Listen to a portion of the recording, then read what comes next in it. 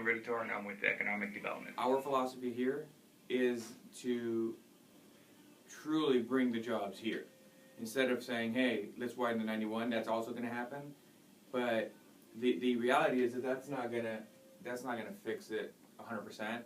So instead of having people continue to commute on our bigger freeway, it's bring the jobs to the people type of thing. And then if you could bring business here, if you could bring office, all the different components that actually make up a community, then people have the option.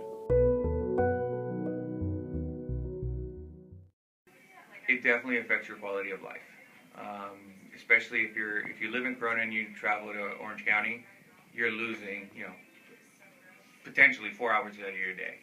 So by the time you get to work, you're no longer that happy-go-lucky person that you woke up in the morning. And same goes when you get back. There's a lot of things you have to take into consideration when you commute. You take consideration, obviously, the time we talked about quality of life in your car. Mm-hmm. You have to take into consideration the cost that it takes to maintain your vehicle, way more than someone that just travels 8 miles like me. You have to take into consideration the gas, especially today, and the risk, because you listen to highway patrolmen and they don't say they don't say if you will get into an accident, they'll say when.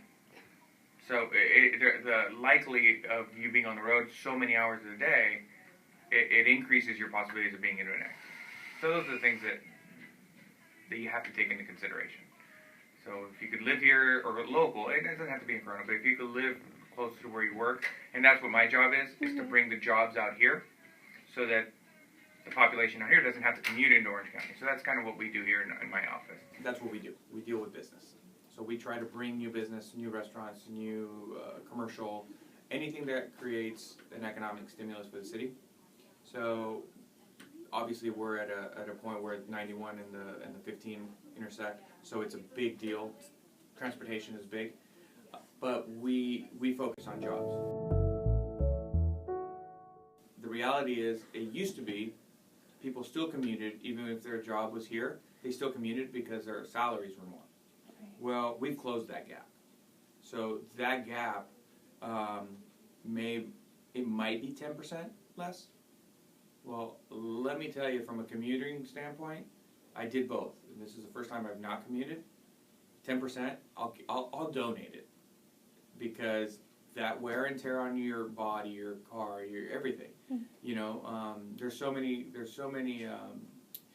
much research out there that shows that not only your quality of life fails, your health starts to diminish. So being in a car a long time, it has a bunch of impacts. So it's not just not being home with the family. There's a lot of stuff.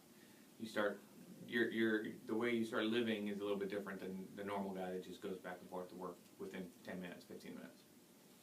So absolutely, our philosophy here has always been job-based. So bring companies that have jobs so that the community has a choice. So that's the kind of stuff we do. We try to bring the jobs here so that people can get off the road.